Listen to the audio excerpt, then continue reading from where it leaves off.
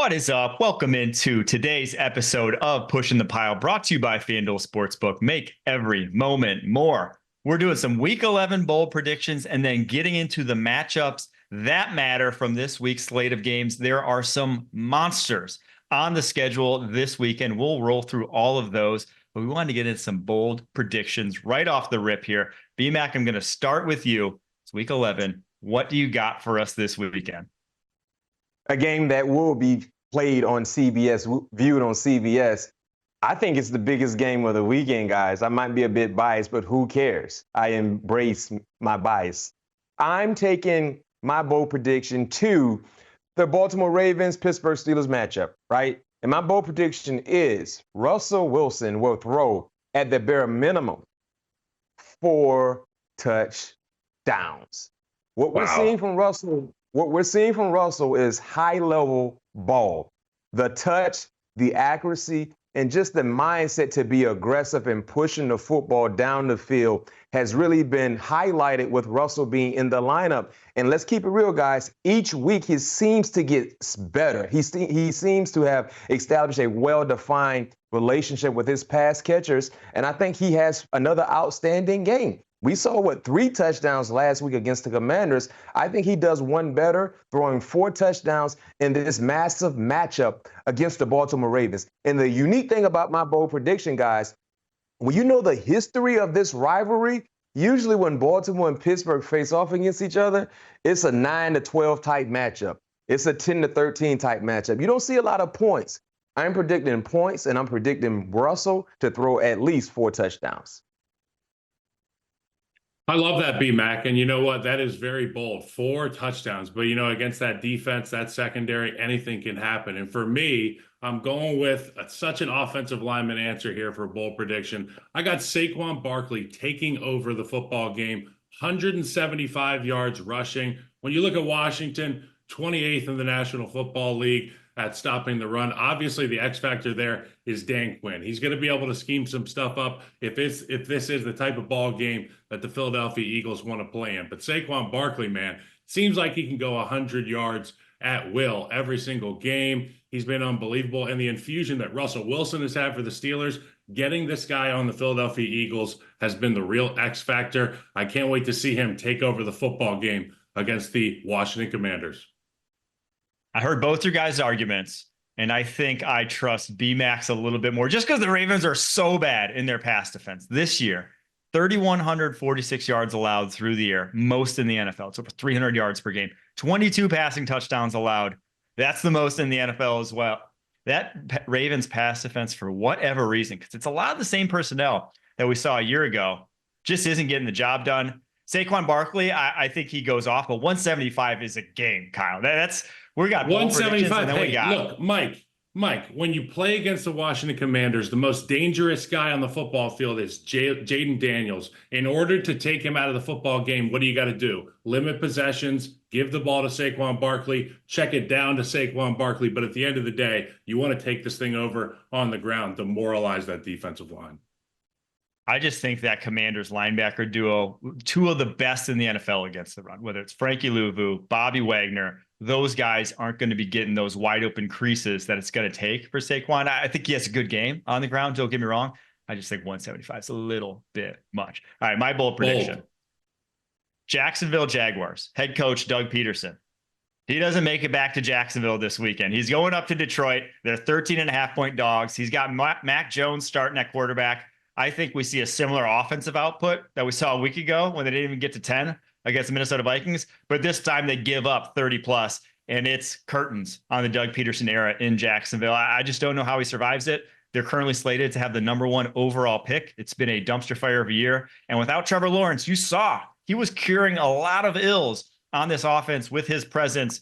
With Mac Jones, they couldn't move the ball to save their lives. I think in this game, they just get the doors blown off them. And he's, unfortunately, out the door. Mike, I love that. And you know what? We talked about this on our episode this morning of Pushing the Pile, but there's a lot of players on that Jaguars roster who are playing really hard, good football right now. Obviously, they're not winning games. They're not doing enough to be able to retain the coach. But when they look at with this new regime, when they look back at the film, this will be exhibit A of what the new regime will take a look at in terms of effort, guys wanting to be in the building. So I expect this to be a really hard fought battle, regardless of the final score for the Jaguars. And unfortunately for the Jacksonville Jaguars, you're getting the Detroit Lions kind of feeling like they came off of a loss because they didn't put forth their best effort against the Houston Texans. Jared Goff threw 5 interceptions. He was under duress for the majority of that ball game. But yes, they won. So you know Dan Campbell is emphasizing the little things that surfaced a week ago against the Houston Texans to try to get back to being that dominant ball club that we've seen throughout this season thus far. So for Jacksonville, you're going into a lion's den, literally a lion's den, and you better believe you better try to protect yourself, because if you don't, it can get ugly very, very fast. So even if he doesn't get fired this week, I think we could all agree that the Doug Peterson era isn't lasting until the 2025 season in Jacksonville. Yeah, he's on borrowed time. Who do we like as their replacement? Could it be the guy they're facing up against, an OC Ben Johnson, or do you think he wouldn't even want to go touch that situation in Jacksonville, considering the state of that organization over the past decade or so?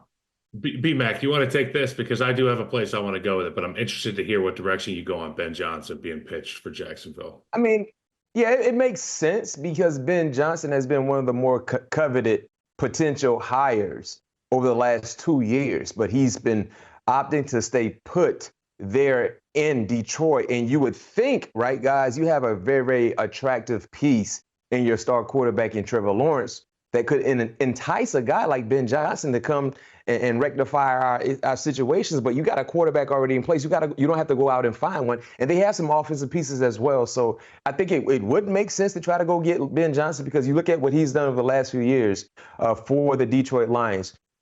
Great play from the quarterback in Jared Goff. He's established a offensive identity and culture there when you look at how they run the football. And he understands what is needed to be successful in the National Football League, which is building from within at the line of scrimmage. So it would make sense. I think he would be the most valuable option, but of course there will be some other candidates as well.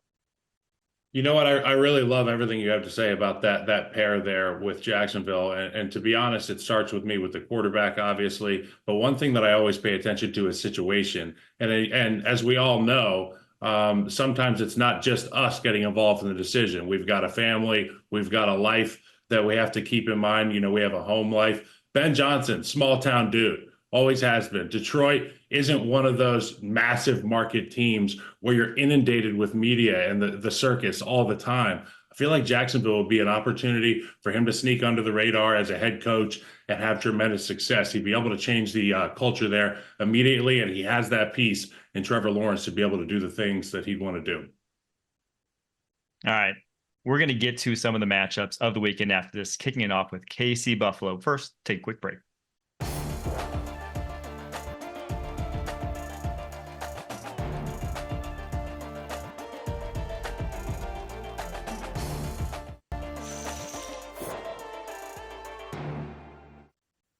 It's the biggest matchup of the weekend. In the AFC, we have the 9-0 Chiefs traveling to the 8-2 Buffalo Bills, a game that should have, by year's end, some big seeding implications.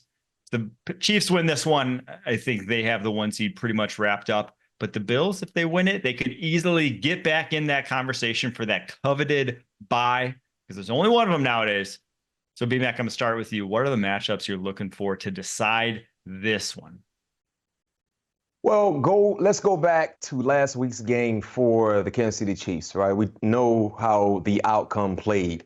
It was a blocked field goal that led to them being victorious. But they got outplayed in that ball game, especially offensively with Pat Mahomes. So what I'm watching, guys, I'm watching to see, can Buffalo repeat some of the success that we saw from the Denver Broncos when it came to rushing the passer? That left side of the offensive line has been very, very vulnerable for the Kansas City Chiefs, and it was exploited mightily against the Denver Broncos. And because of that, we saw pedestrian-like production coming from their offense, coming from their star quarterback in Pat Mahomes. If Buffalo can get that same relentless-like pressure against Pat Mahomes, there lies the opportunity for them to do what Denver could not do, which is finish the game and win the ball game. But if oddly enough, if Pat Mahomes gets the time, you know he's going to find the open pass catchers for their offense. It helps because they potentially might get Juju Smith-Schuster back in the lineup as well. So that's what I'm watching. Can the Buffalo Bills put the relentless pressure that is needed for them to be successful against Kansas City. Denver did it for 4 quarters. Oddly enough, they didn't protect when it came to the field goal attempt, but their defense was harassing Pat Mahomes from start to finish. Can the Buffalo Bills have the same like success?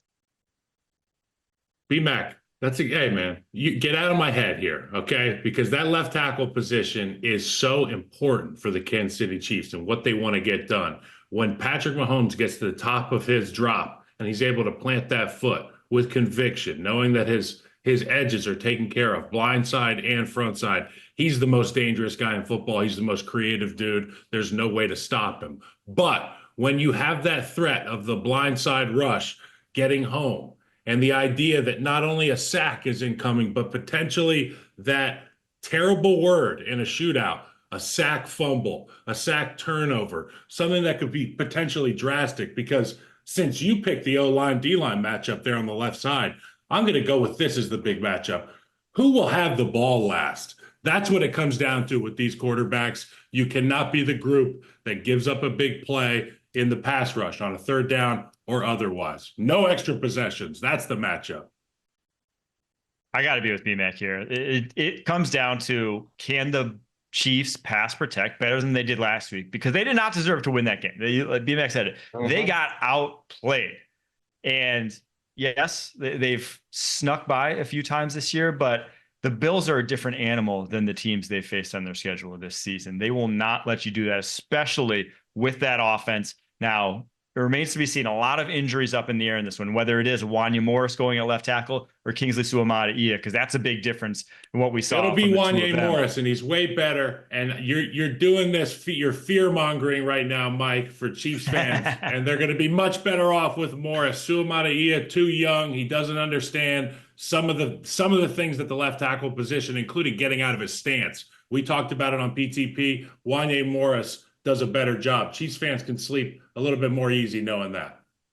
Even still, he's going to have to block a guy like Gregory Rousseau, who's one of the best pass rushers in the NFL so far this season. 41 pressures on the year. The guy is a monster. So it ain't an easy matchup. I don't care who it is out there.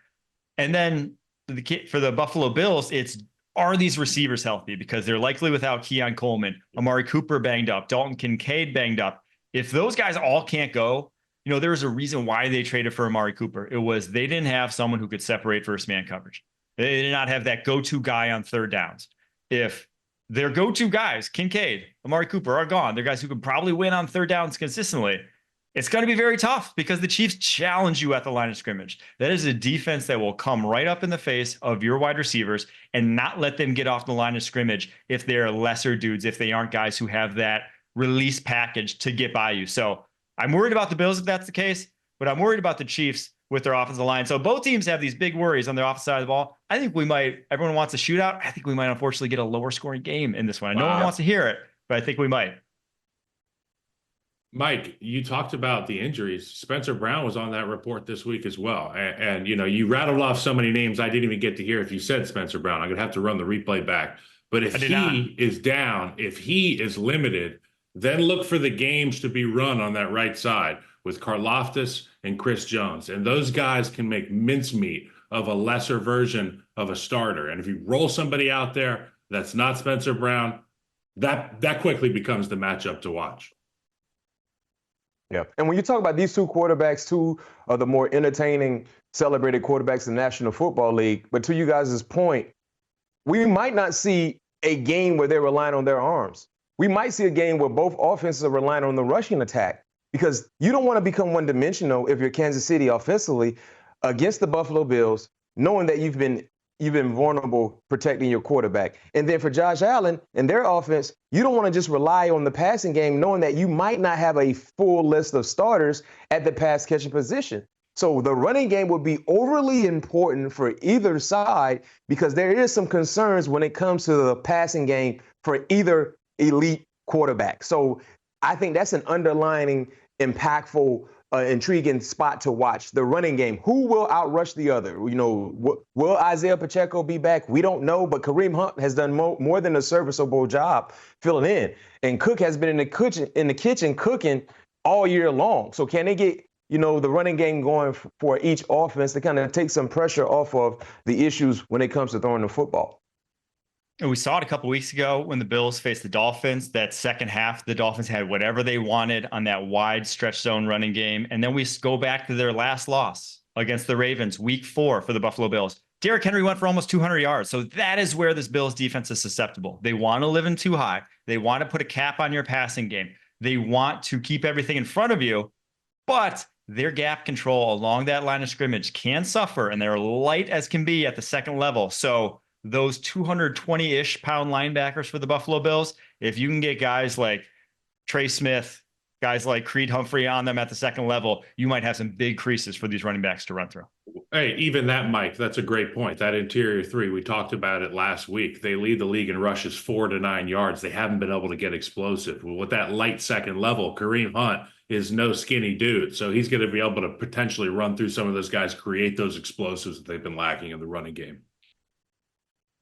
So the second matchup we wanted to highlight in this game, Patrick Mahomes in that pocket against these tackles. What's he going to have to do to mitigate? Because we said Wanya's going to play, and he's likely, and not likely, is a massive upgrade over what we've seen from Kingsley Suamataia. But even still, it's such a difficult matchup when you have Von Miller and Gregory Rousseau on a third down. One pushes the pocket, the other gets to the top of the pocket, and it really makes things tight for him. So what do you do, Kyle? What do you do as a quarterback in those situations when you know that basically your tackles are going to be struggling?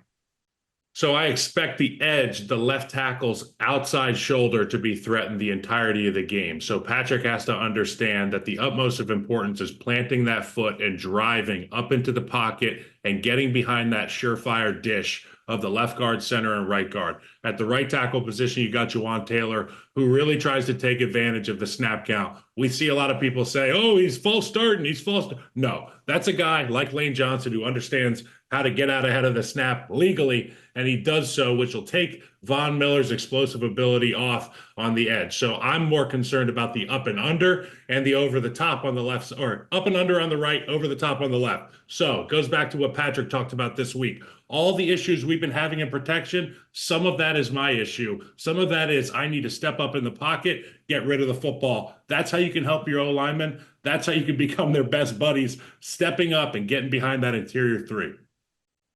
And also, too, rhythm throws, 3-step drops, getting the football out of your hand quick to establish a rhythm, to not allow guys like Greg Rousseau and A.J. Epineza to collapse the pocket. Because you look at what those two guys have been doing, they combined for over 10 and a half sacks. Those two guys alone, Epineza and Rousseau, they've been the best pass rushers for the Buffalo Bills, and they have been relentless in doing so. So when you talk about the speed and athletic element that they have, their ability to bend the corner, especially Greg Rousseau, he is a long, rangy guy, but he can get low and run that hoop to get around the tackles. You better believe they're going to be peeling their ears back. So what you want to do, you talked about the schematic side of things, Kyle, and how to attack this pass rush and help the offensive lineman. But when it comes to the scheme, rhythm, quick throws, empty sets, quick slants, allowing Travis Kelce to work the middle part of the football field and curl up and just get the football out of his hands quick, because you don't want to get in second and long situations or third and long situations where you have to hold the football and go through a 4 to 5 step drop. There lies the opportunity for your issues to be exploited. I 100% agree, B-Mac. That's why I think DeAndre Hopkins is a big key to this game, and I expect him to have a big game or be featured big in this offense, because in an interesting quirk, he knows these Buffalo Bills corners. He actually faced them in Buffalo in week 7. So this ain't his first rodeo going up against these guys. I think he could have a big game and needs to have a big game if the Chiefs are going to win this. All right, we're going to take a break after this. Going to get to the other big matchup in the AFC, Pittsburgh, Baltimore, right after this.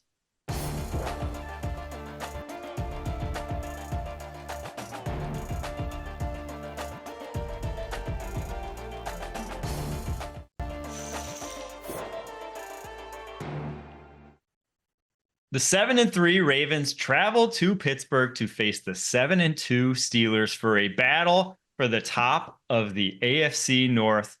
A lot of great matchups in this one. He's throwing the terrible towel around. B-Mac, let's start with you here with your obvious rooting interest. What matchups do you want to see, and what do you think is going to decide this football game? Russell Wilson Russell Wilson, for me, the matchup that I'm looking forward to see is Russell Wilson against this very, very feeble secondary from the Baltimore Ravens.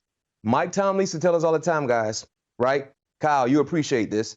Anytime you put bad tape out there for the NFL world to see, be prepared to embrace it and see it every week until you make it right. That is what he used to tell us week in and week out, because bad tape lives, right? When you talk about getting ready for a matchup week to week, whatever bad tape you put out there, you better be prepared to embrace it because you're going to see it over and over again. And to your point earlier, Mike, you talked about how bad the Ravens secondary has been, because each week the teams are doing the same thing the opposing team did the week before when it comes to throwing the football. So can Russell exploit the same issues in the Ravens secondary that every other quarterback has exploited? Because if he's able to do that, that puts more pressure on who? Lamar Jackson to press.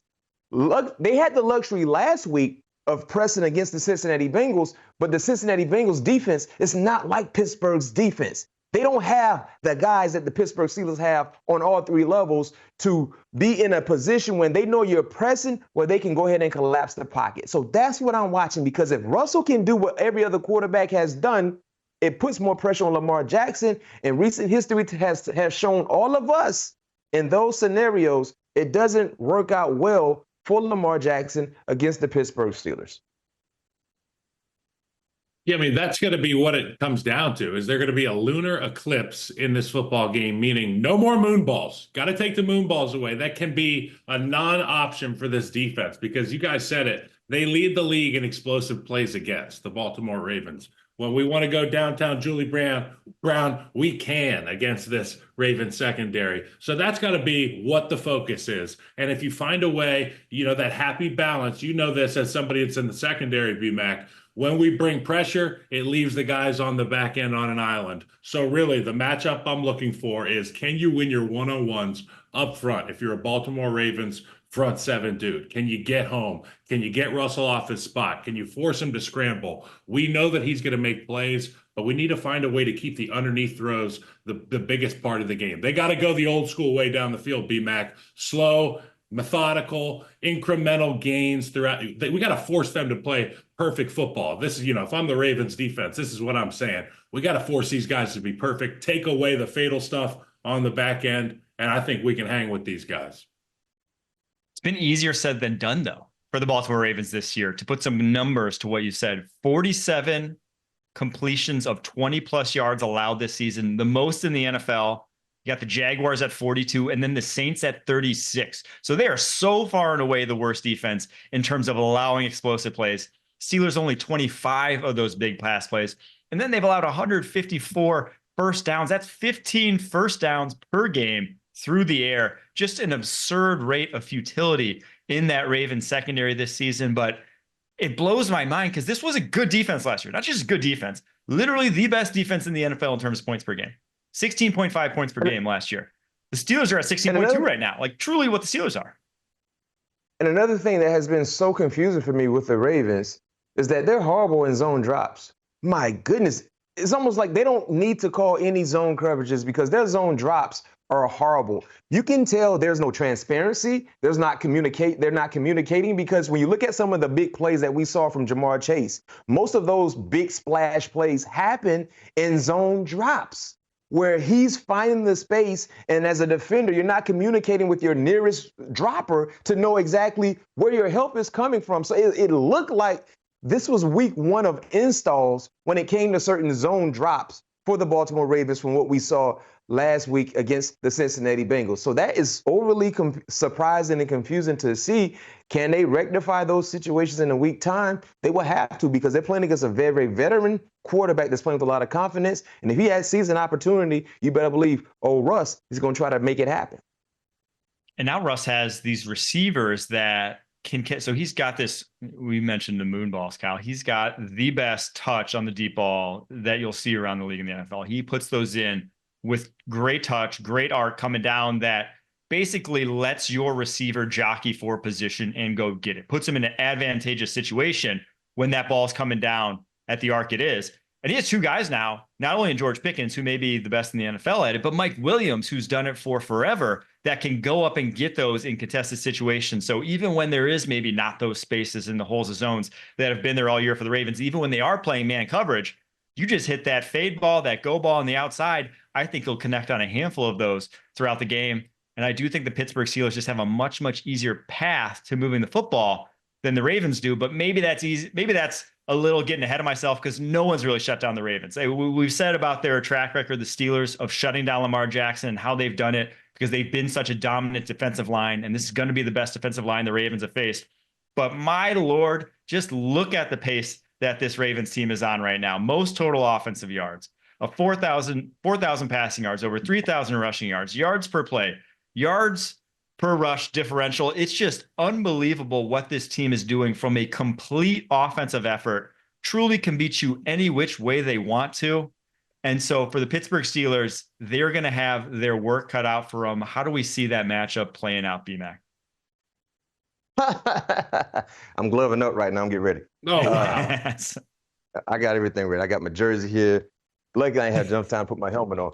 But how do we see this matchup panning out? I think, guys, the same way we've seen it in years past. It's something about the Pittsburgh Steelers. They've been Lamar Jackson's kryptonite. He's 1-3 in his last 4 games against the Pittsburgh Steelers. In those said matchups, he's thrown 4 touchdowns, 7 interceptions. He's been sacked 20 times. 20 times. So the issue for Lamar Jackson, the one individual that I think he dislikes the most in the National Football League is 90, T.J. Watt.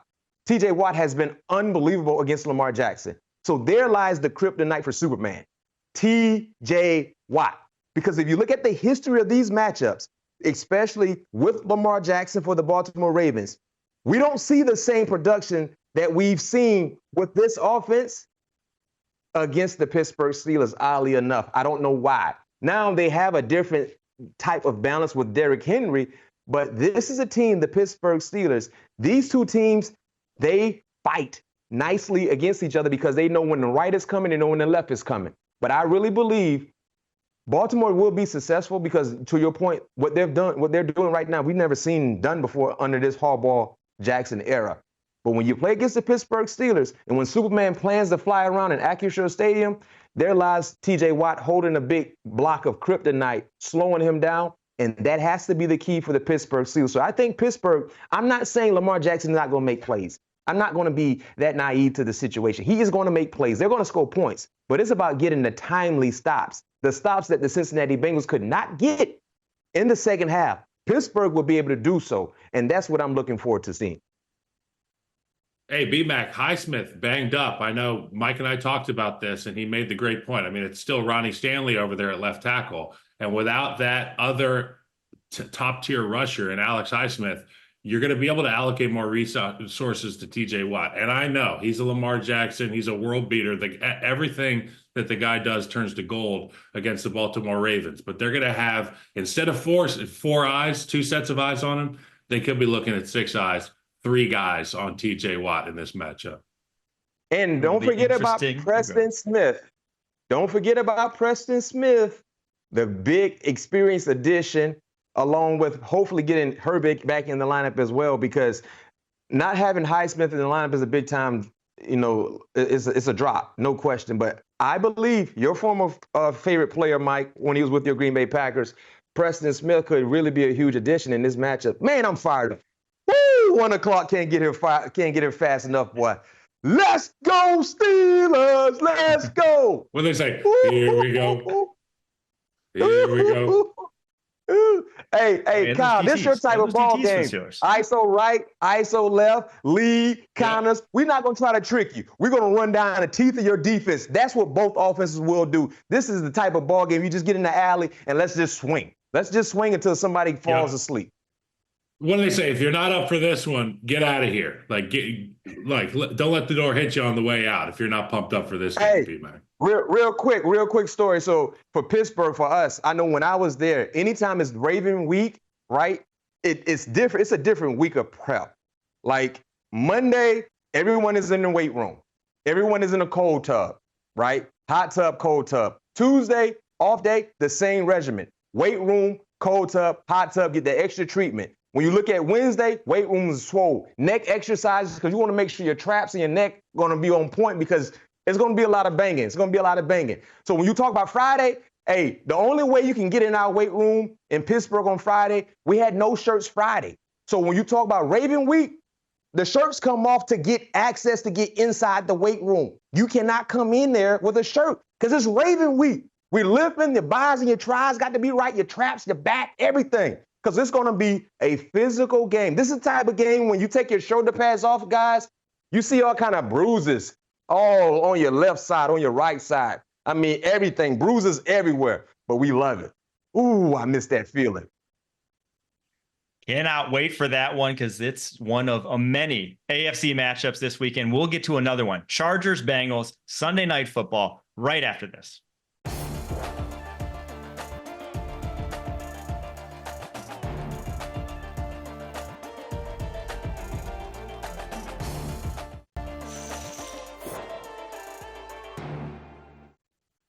The Bengals travel to LA to face the Chargers on Sunday night this week, and what can really only be described as a must-win game for the Cincinnati Bengals, sitting at 4-6 on the outside of the playoff picture looking in. But man, this offense, there may not be anyone hotter at the moment. So Kyle, I'll start with you. Which matchups are we looking forward to in this Sunday Night Football AFC game?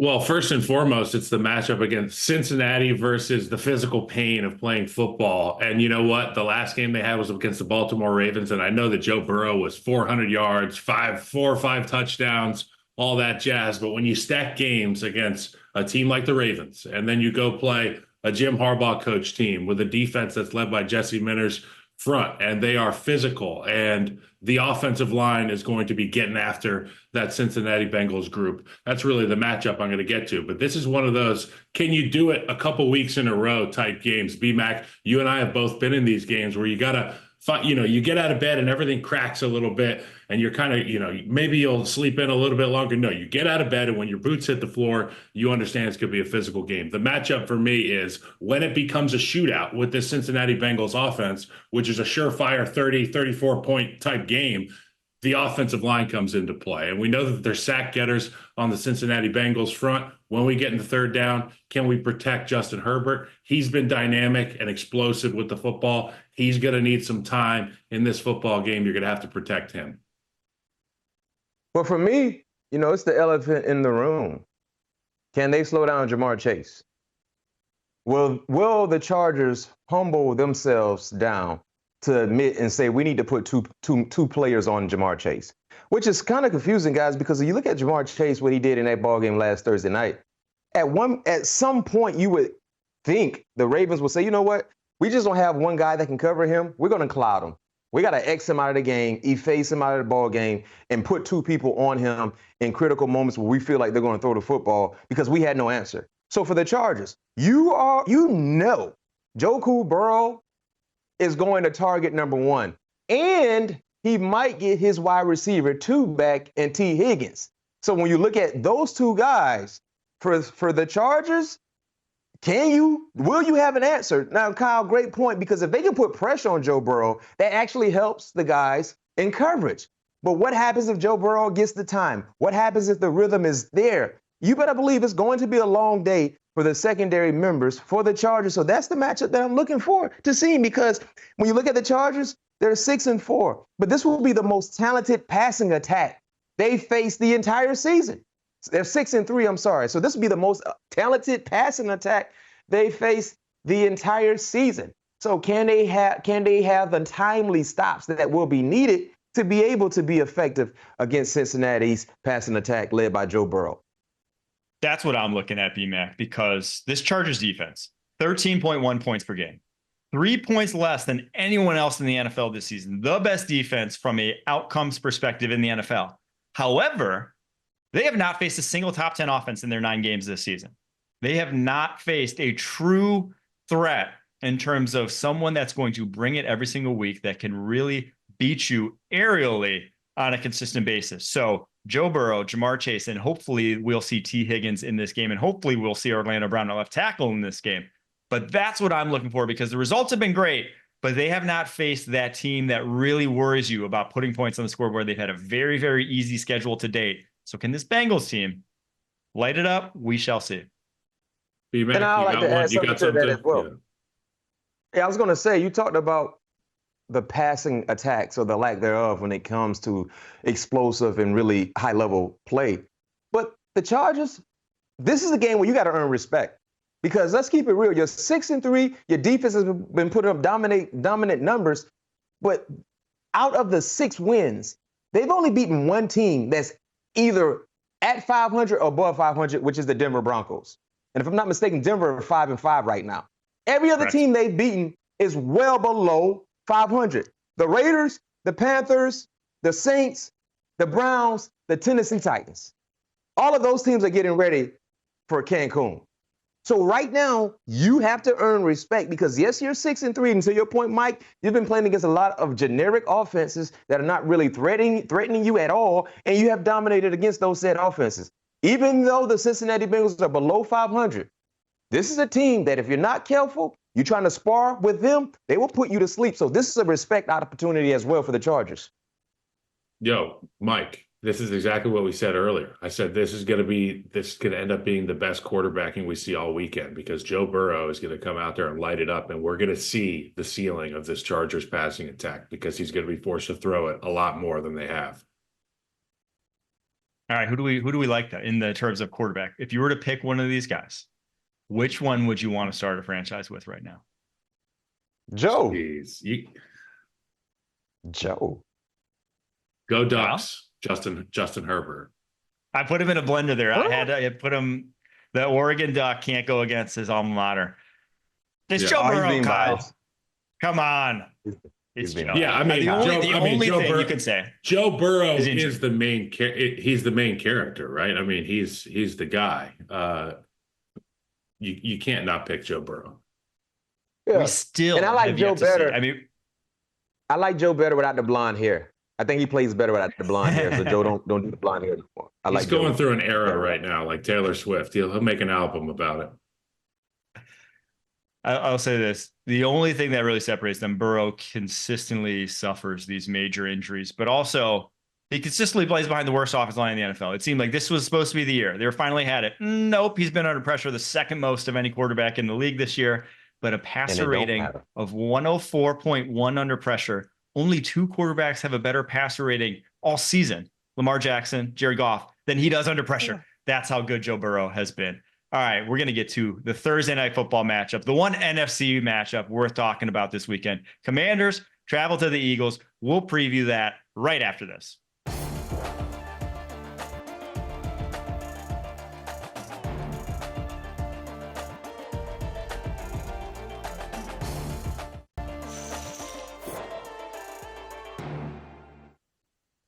The Commanders travel to Philadelphia to face the Eagles this Thursday night, a literal mirror of what's going to happen in that Baltimore and Pittsburgh game, in that you have a 7-3 team in the NFC East traveling to a 7-2 team in the Philadelphia Eagles. Whoever wins is on top of that division because these teams haven't played each other yet. This is the first time that these NFC East rivals will face each other all season long. So, Kyle, I'm going to start with you because you had that bold prediction about Saquon Barkley going off in this game. What matchups are we looking at to decide this big Thursday night football matchup?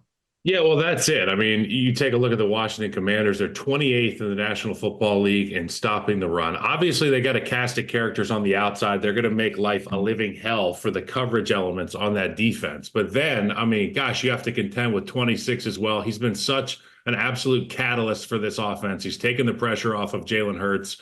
It's been a lot of fun to watch him. And one thing you have to keep in mind, Mike and BMAC, is that the Philadelphia Eagles, they have social media like me. They read what the fans are saying. And at the beginning of the year, the NFC East was made fun of. And they said, look, there's this rookie quarterback who comes in and he launches the Washington Commanders into the #1 seed. And they've been the Eagles have been disrespected, the Cowboys too, but the Eagles right now, as we're talking about, they've been disrespected all year. You know, they're cooked.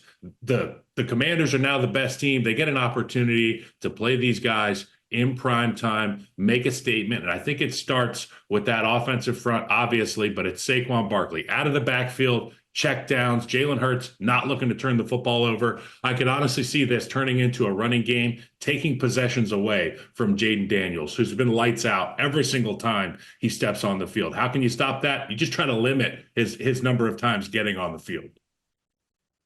Yeah, Kyle, and what you're watching kind of plays into what I'm watching as well because of their issues against opposing offenses rushing attack, and you're playing against one of the more electrifying running backs in the National Football League. Dan Quinn is going to make sure he gives Saquon Barkley extra attention because that has been a vulnerability for their defense, allowing over 140 yards on the game, on the ground. So the matchup that I'm looking to watch is what happens when A.J. Brown is singled up because you were devoting extra attention to the running game.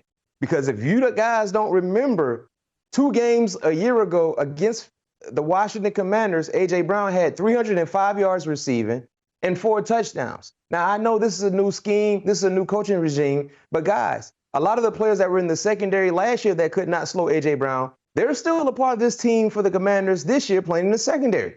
So if you look at what A.J. Brown did, those were his 2 best games in 2023 when he played against the Commanders. So you know he is licking his chops at the opportunity to once again repeat what he did last year against the Commanders. And he will have a great matchup. He will have great matchups if they're bringing that extra safety into the box and trying to slow down Saquon Barkley. So that's the matchup that I'm watching because last year they could not cover A.J. Brown at all. And if they don't have success in covering him again, now the Philadelphia Eagles have a 2-way go in terms of what they want to do offensively, run the football or throw the football. So I was part of Bleacher Report's 2023 draft coverage when the Commanders went and selected Emmanuel Forbes in the first round. And A.J. Brown was calling into the show when that pick was made, and he was smiling, laughing when they drafted a 165-pound corner in the first round. And that was who he torched for those 305 yards. The good news for Commanders fans, he's been out of the lineup all season long. They have a guy named Mike Sainer still, who is a different animal, has brought a different attitude to the secondary. Unfortunately, Marshawn Lattimore not walking through that door for the Commanders just yet. He has a hamstring, won't be playing tonight, but I still think they got enough. I think this Commanders team has enough on the back end to not get completely torched. And then there's just no shutting down Jaden Daniels and company. This offense, I don't care who it is, they put up points on you, except for the Chicago Bears, but then they'll beat you on a Hail Mary. So they're a consistent and a group that's diverse enough that they can beat you any which way they want to. I like the Commanders in this one. I just think they're going to put some points on the scoreboard. Mike. You got to think about the Philadelphia. You got to think about the Philadelphia Eagles defense for a second. You're talking about a group that's going against this Washington Commanders offensive line that, in all honesty, at the beginning of the year, we looked at it on paper and said it'll be a tough situation for Jaden Daniels to have success. But I got to give them a lot of credit. They've played well. But you know who else has come along? It's this Philadelphia Eagles front. They've played a lot better. They've been physical at the point of attack. And you look at the 2 linebackers, Dean, Bond, they've played exceptionally well. I know Dean's got a groin right now, so we'll see how effective he is in this matchup. But it's that defensive front. Can you get in Jaden's vision? Can you stop the big throws by getting to him before he reaches that optimal time to throw it? All right, we got some picks. Who you guys like? I love the Eagles. Eagles. I love the Eagles too. I'm flying. I'm going Commanders. I'll be the contrary on this. Okay. We like that. And it's going to be a great game either way. 2 good quarterbacks and great offenses, but we both got the birds, Mikey. Sorry, man. All right, that's our show for today. Appreciate you guys tuning in. We will be back on Monday recapping all of the week's 11 slate on 9:30 a.m. and 1 p.m. Eastern on CBS Sports Network. Until next time, keep pushing.